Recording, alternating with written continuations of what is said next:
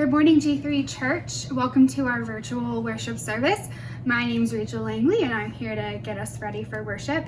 If you are tuning in and you have no idea what G3 Church is, G3 stands for Gather, Grow, and Go. So we gather together, we grow in our relationships with each other and God, and then we go out into our community to serve the world. Things are a little bit different this morning. As you can tell, we're having our virtual pre-recorded worship service, but wherever you are this morning and whatever you're doing, I encourage you to stop, pause, get yourself into the atmosphere and the mood of worship. Participate as we have the service, sing the songs and read the scripture, and sit down and listen and really be present, because even though we're not gathered together in a sanctuary or our gymatorium, we're still gathering together to worship, even if we're far apart. So to get us in the spirit of worship, I'm going to start with a song. It's Psalm 100. You probably know it. Let the whole earth shout triumphantly to God. Serve the Lord with gladness. Come before him with joyful songs. Acknowledge that the Lord is God. He made us and we are his people, the sheep of his pasture. Enter his gates with thanksgiving and his courts with praise. Give thanks to him and bless his name, for the Lord is good, and his faithful love endures forever. His faithfulness through all generations. Amen.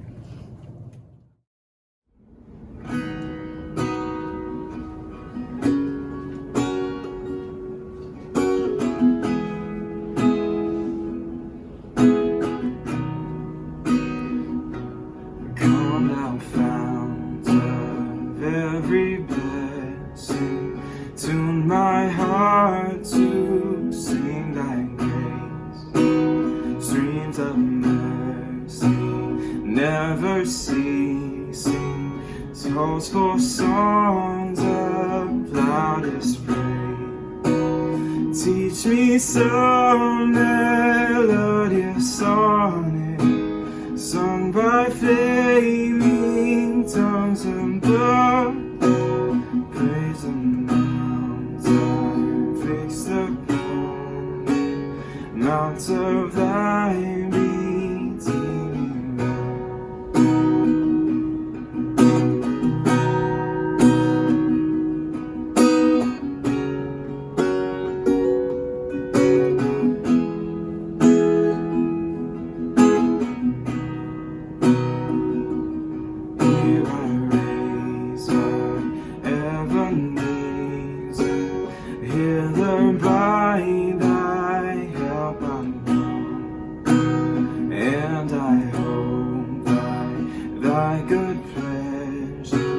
safely to arrive at home. Jesus saw me when a stranger, wandering from the fold of God.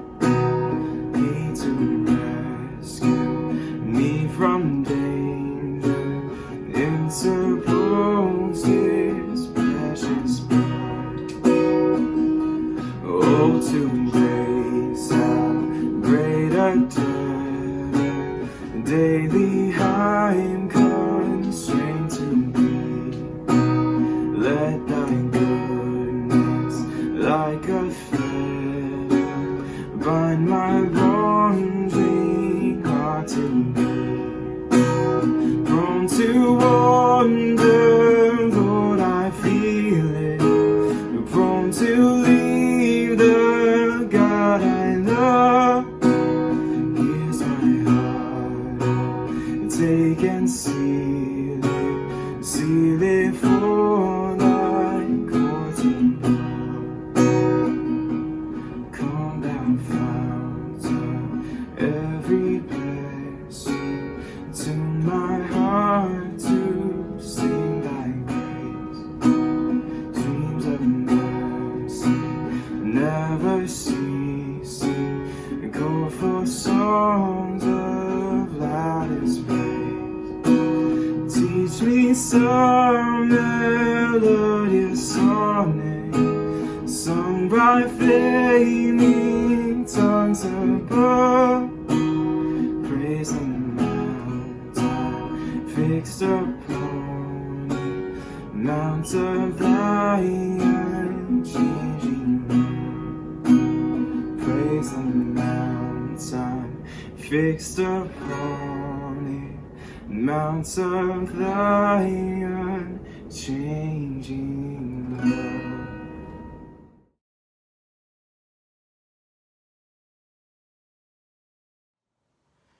Hey everybody, I'm Adria from G3 Church. I'm the connections leader here, and I work with children and teenagers and do all of those things.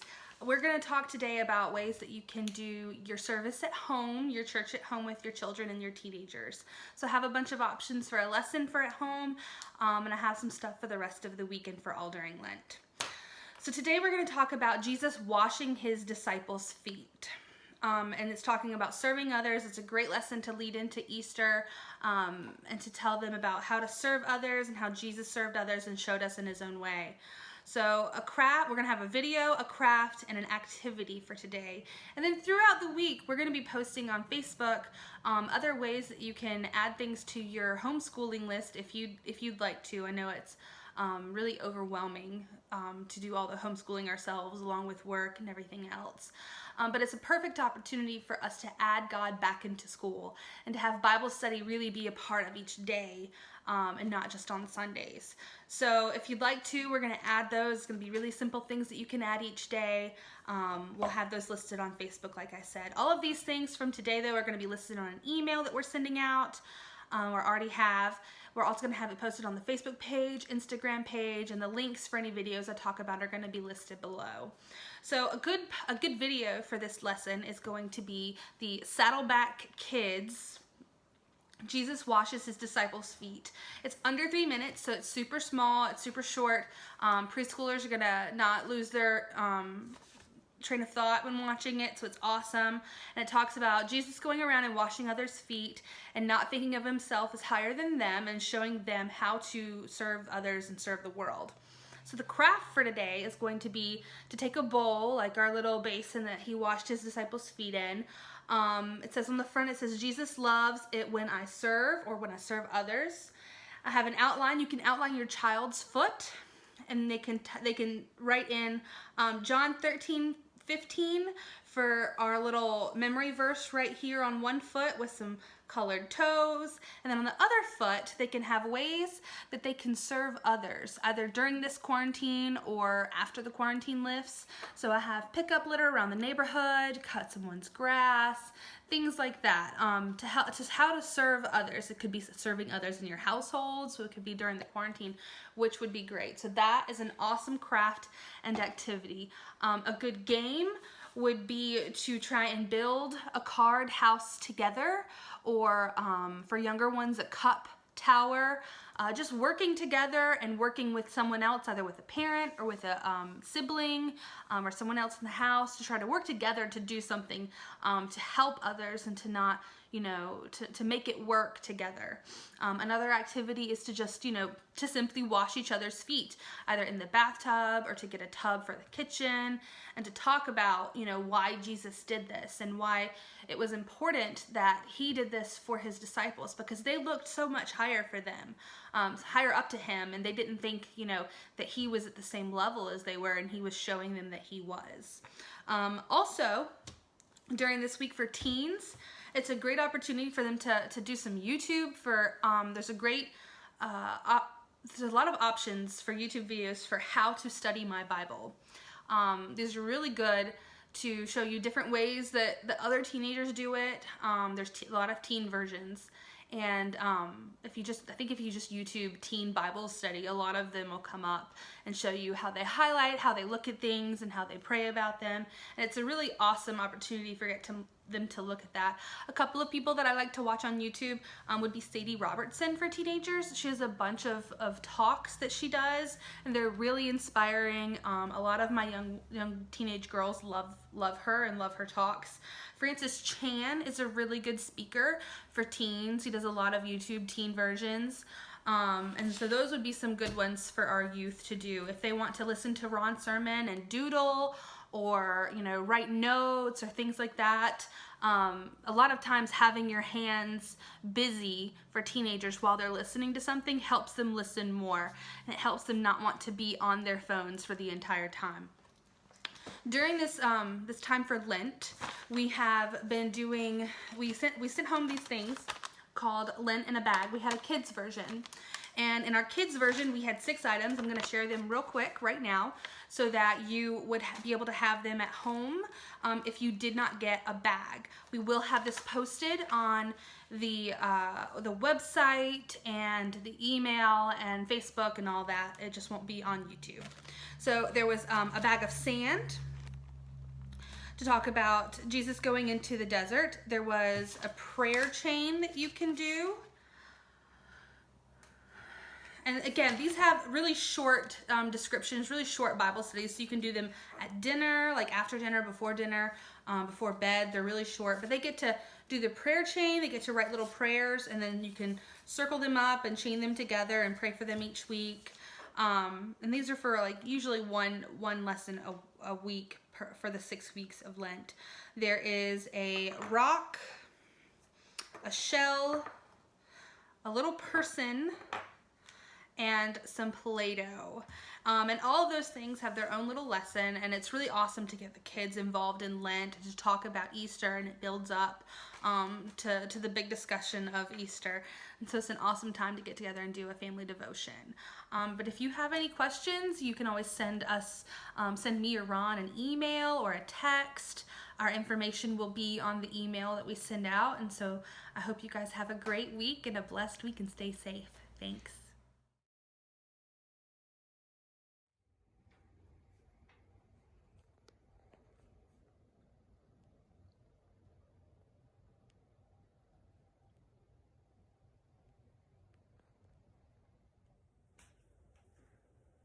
Well, good morning, G3 Church.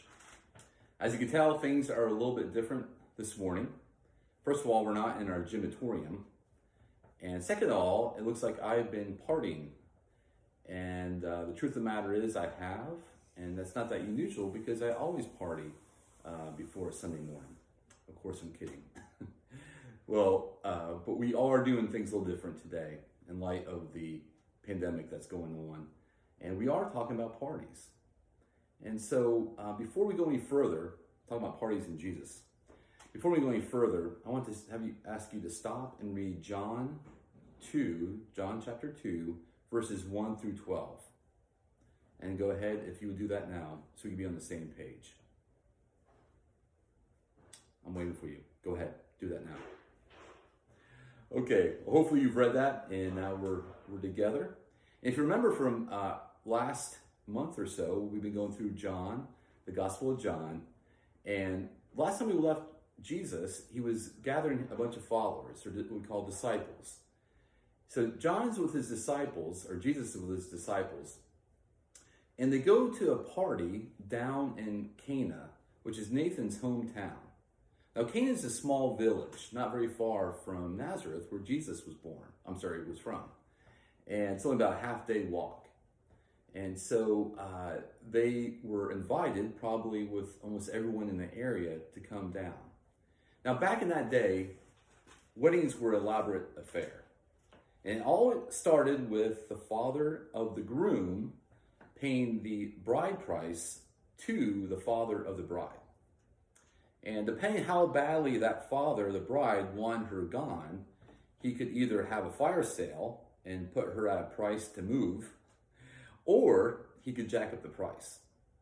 Then the father of the groom would give the money to the soon-to-be groom, and he would go over to the father, wherever he lived, a different village, different city, pay the price, and then he would go back home. And he would wait. And what he would do in the meantime was he would prepare him and his wife's room in his parents' place.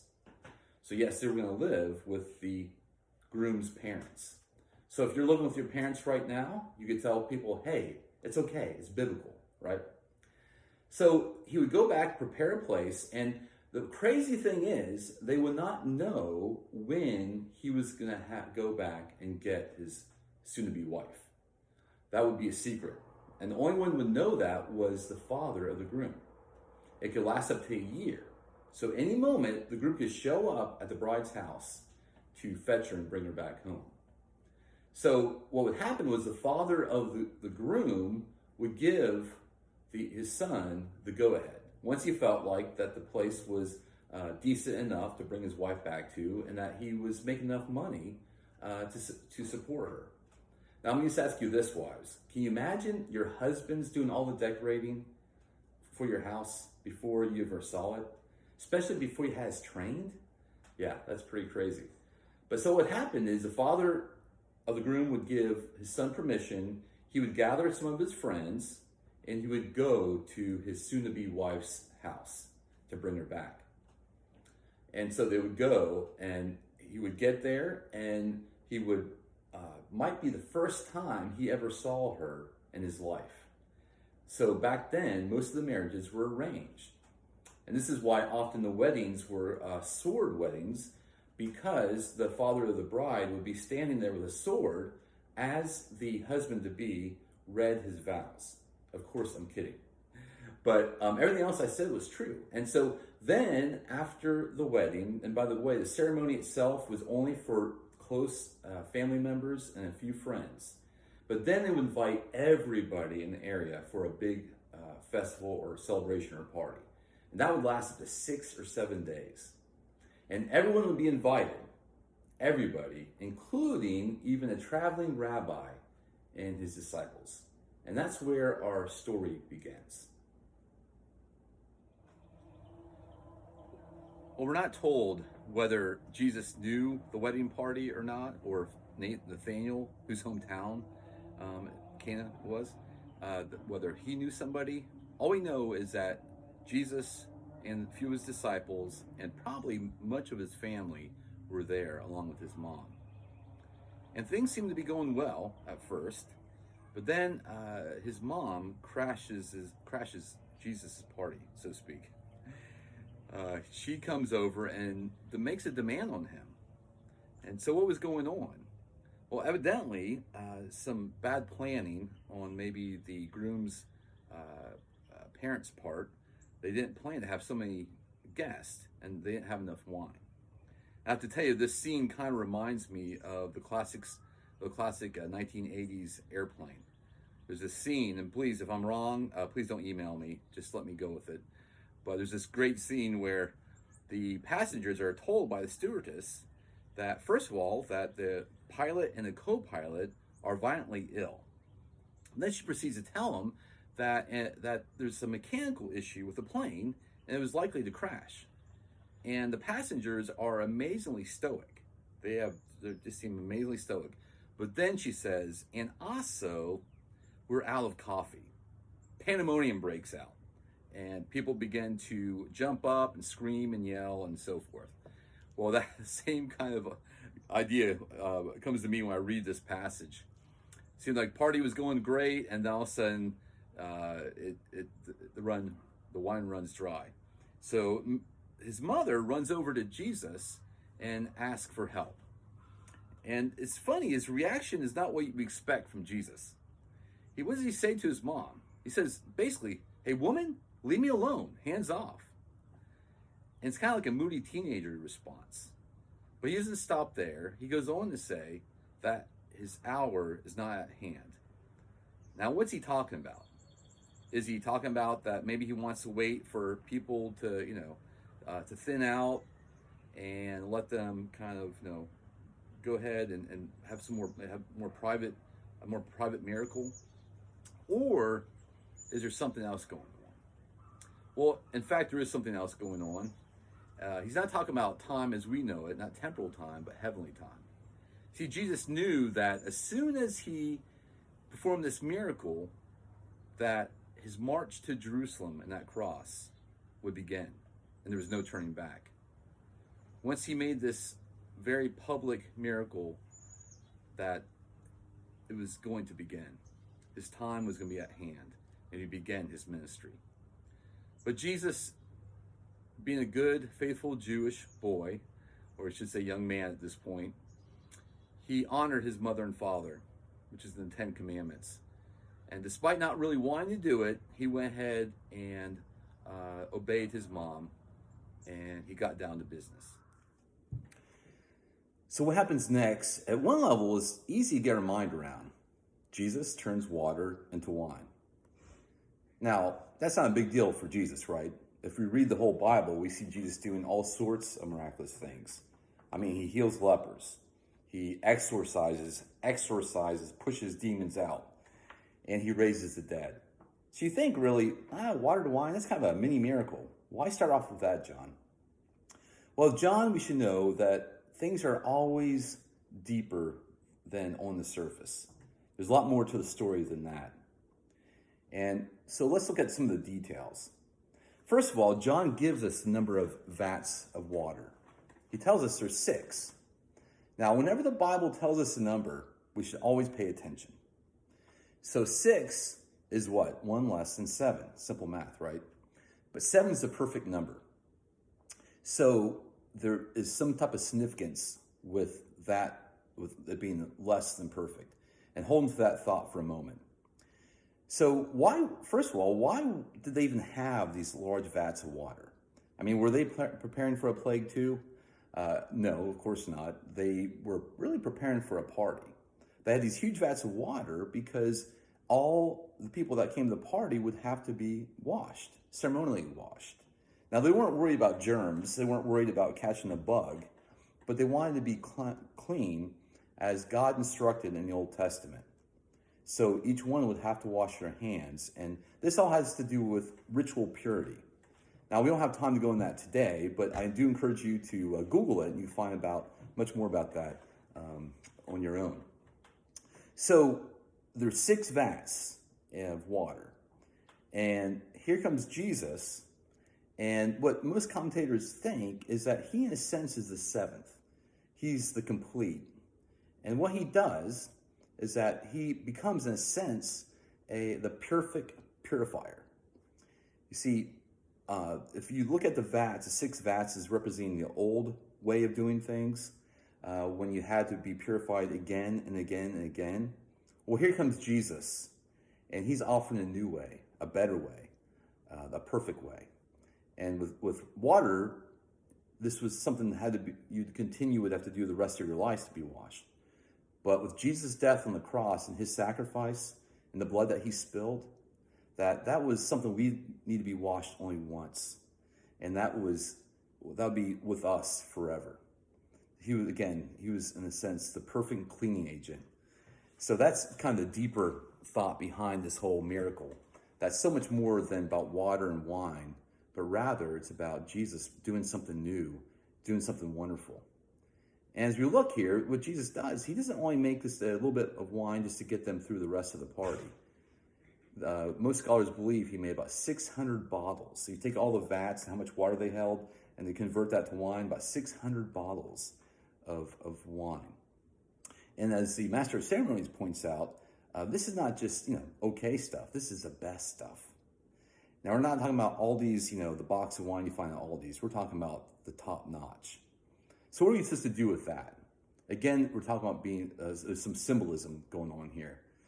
And the symbolism here seems to be saying that God is doing not only a new thing, but he's doing something that is in abundance. That God's not coming one time to one people that has in a limited way, but rather to all people in an unlimited way. That's going to be life-changing, life-altering, and something that they never have to go back to him. He's coming again in a sense of abundance. It's his goodness and his grace that's going to last forever. And here's the thing, Jesus was only getting started. So before we talk about how we might apply this story to our life, let's stop for a moment and talk about alcohol. A lot of Christians have read this story over the ages and have become very uncomfortable because they're like, well, aren't we supposed to kind of not do this stuff? Get involved in these wild festival party kind of situations. And here we find Jesus doing what? He's kind of doing the opposite. He's almost like the bartender. So what are we to make of this? Well, I think it's important to know the culture and the history of the time. And this point of time that the wine was actually safer to drink than the water, which could have been contaminated. So the idea of an alcohol-free world would have been as foreign in the New Testament as it would be at a frat party now. I mean, just to be honest. But that does not mean that the Bible encourages intoxication. In fact, it does the opposite. There's a story that you probably never heard in Sunday school. It's found in the book of Genesis. It's about Noah. So after Noah and the ark, you might recall that story. You probably heard that one in Sunday school.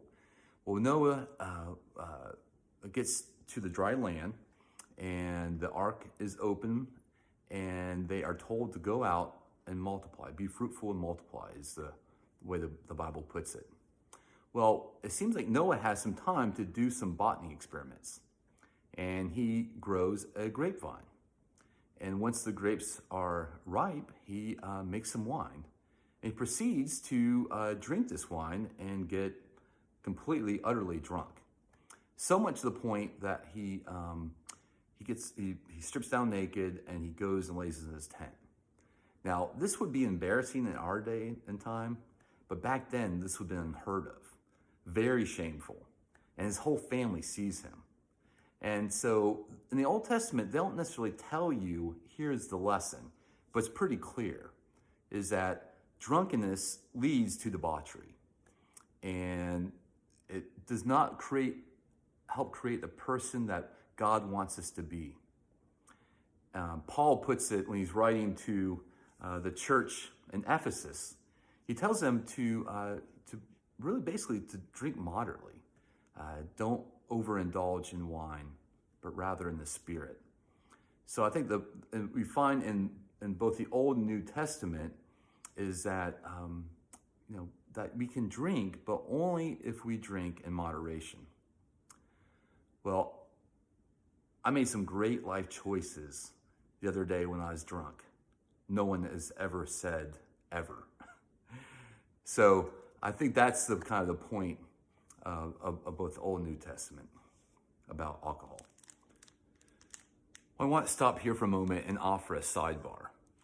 Now, what I have here is some grape juice. Now, I would say it's Welch's grape juice, but I'm too cheap to buy the good stuff.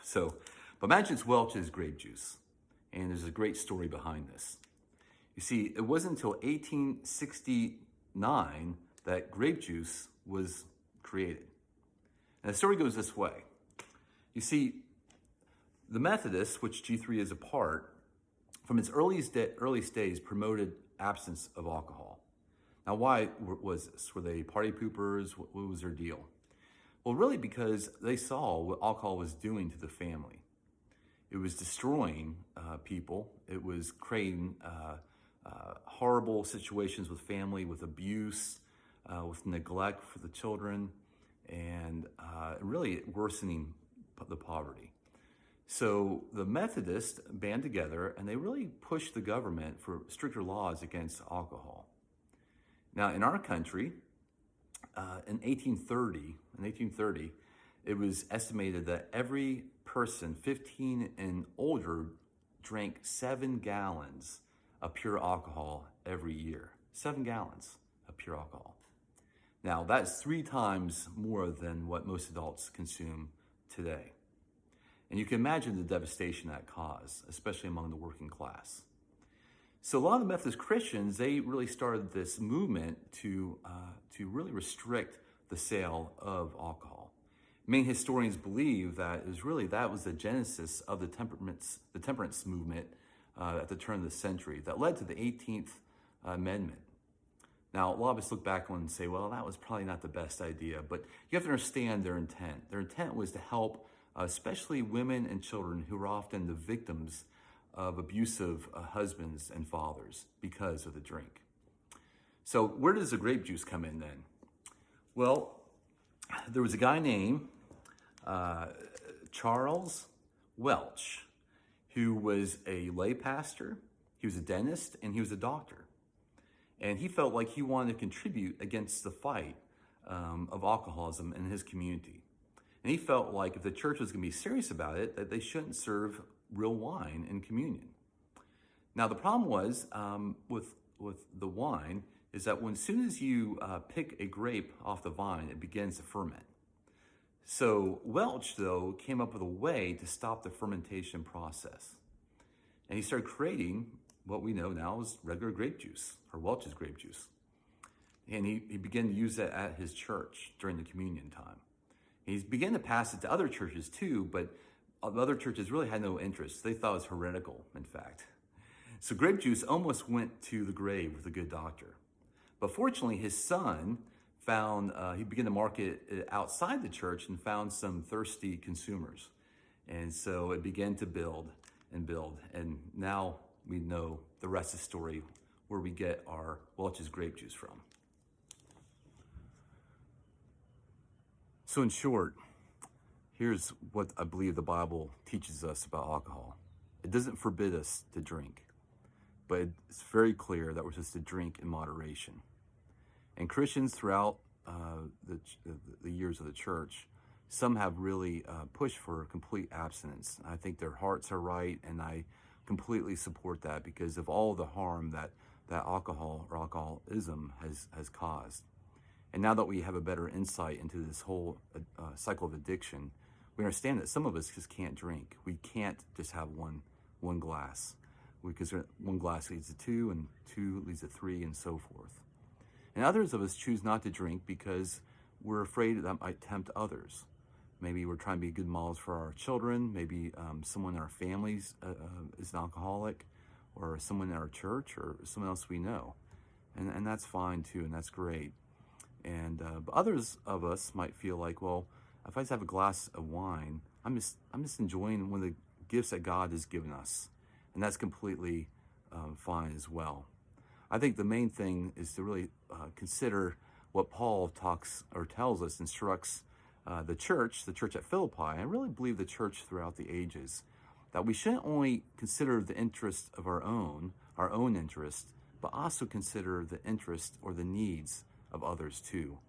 And that's where I believe, really being thoughtful and considerate when it comes to how we deal with alcohol. Well, let's get back to our story at hand.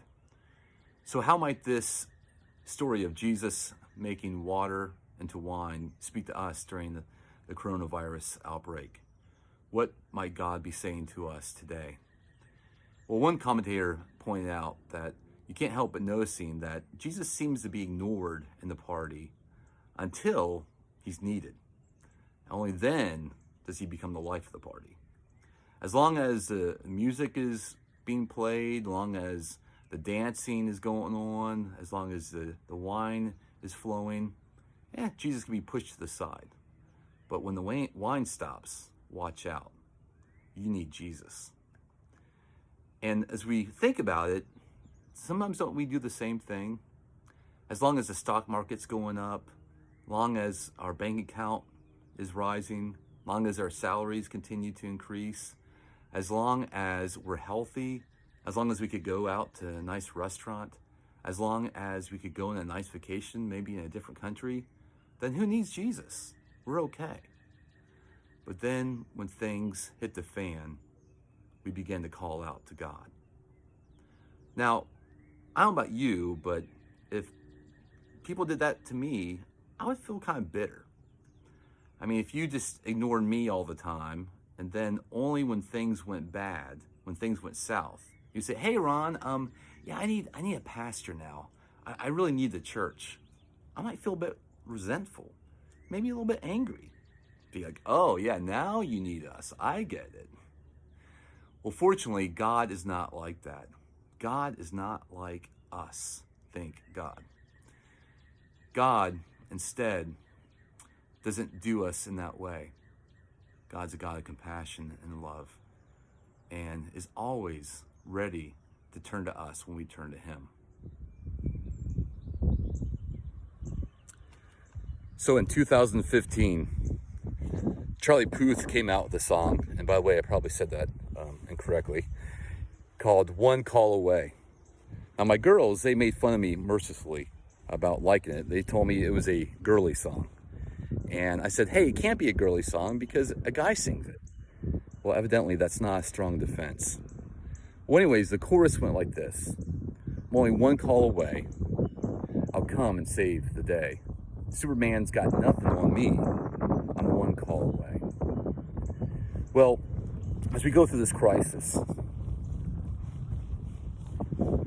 I want to remind you that Jesus is one call away.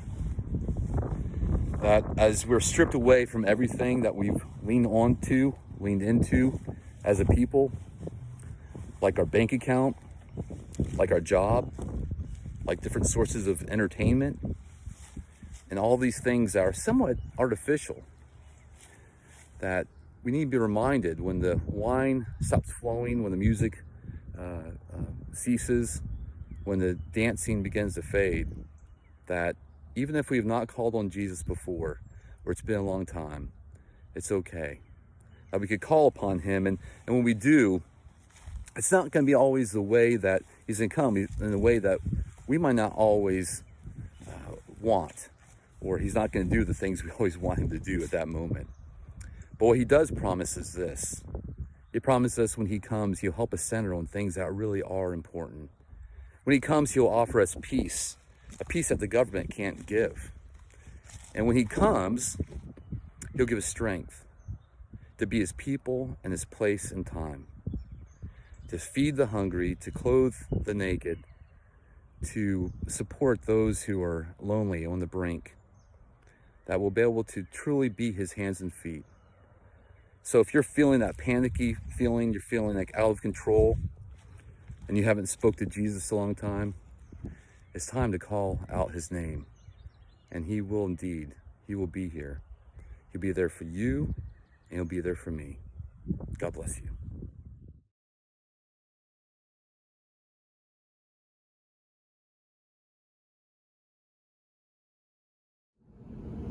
Hey G3, this is our final song for today. So wherever you are, wherever you're worshiping, just lift it up to Jesus today as we turn our eyes to him.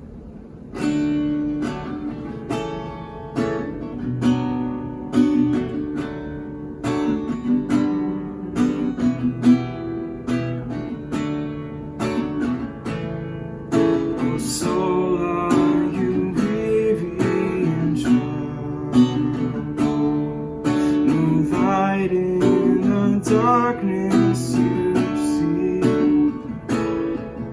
there's light for a look at the Savior, and life more abundant and free. So turn your eyes upon Jesus, look for his wonderful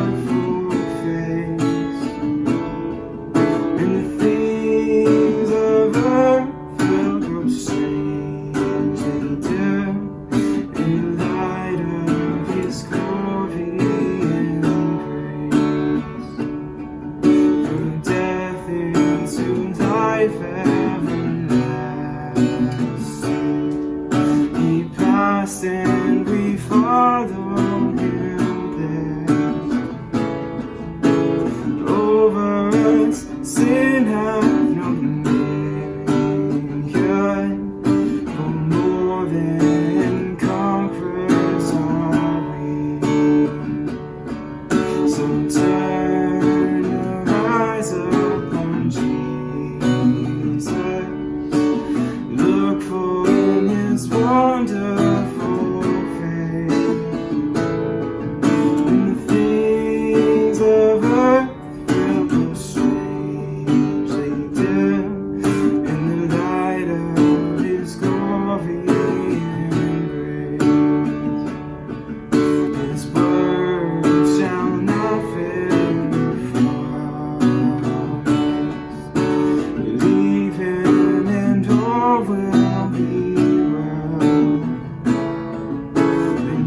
To the world that is studying His perfect salvation to tell. Sing it out with me. So turn your eyes upon Jesus, look for his wonderful face, and the things of earth strangely dim in the light of his glory and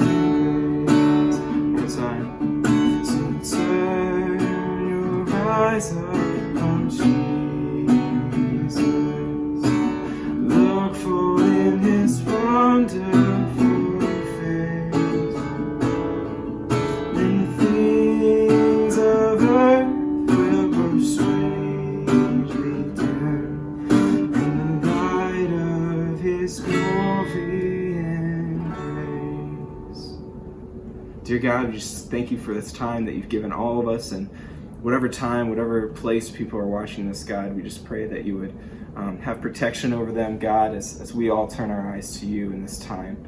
We thank you, God, and we love you. In Jesus' name, amen. Yes, I had a wardrobe change. Well, before we close this morning, let me just read to you from Isaiah 43. And this is what he says. He says, "But now this is what the Lord says. He who created you, Jacob, he who formed you, Israel, do not fear, for I have redeemed you. I've summoned you by name, and you are mine.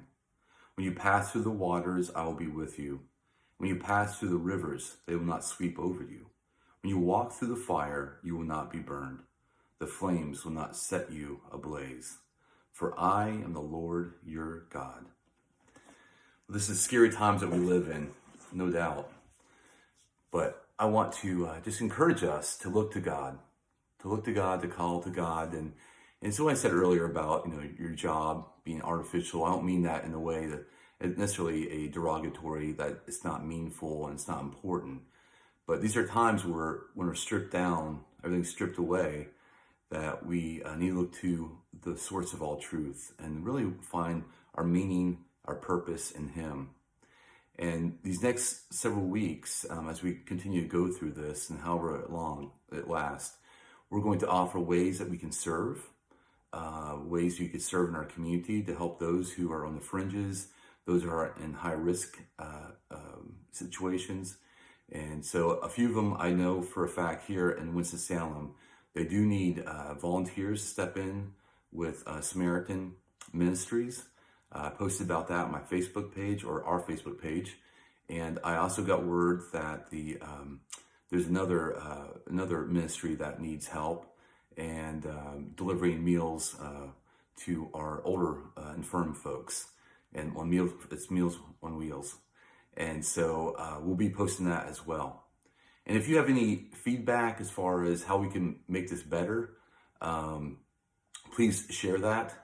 And we'll ignore it, but please share it. No, I'm kidding. We'll take it into account. And this is all new to us, so I apologize. I'm not real comfortable being on camera yet. This is a very new thing to me. It's kind of painful seeing myself as I talk.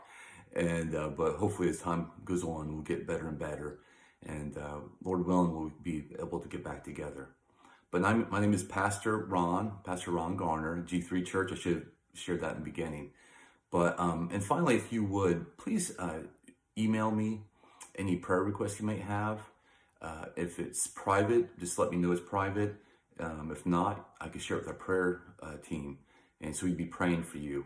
You go to our website, G3 Church, Winston-Salem, and we'd love to hear from you. And finally, one way that you can continue to be the church is to give.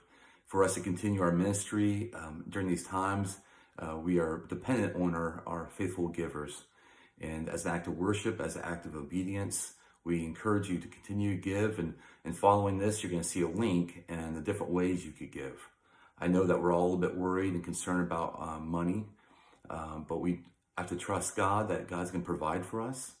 And so give as you're able, give generously as God's given us, so we can continue to be there for you. And we'll continue to offer different ways that you can grow closer in your relationship with God. Well, God bless you, and we'll talk to you soon.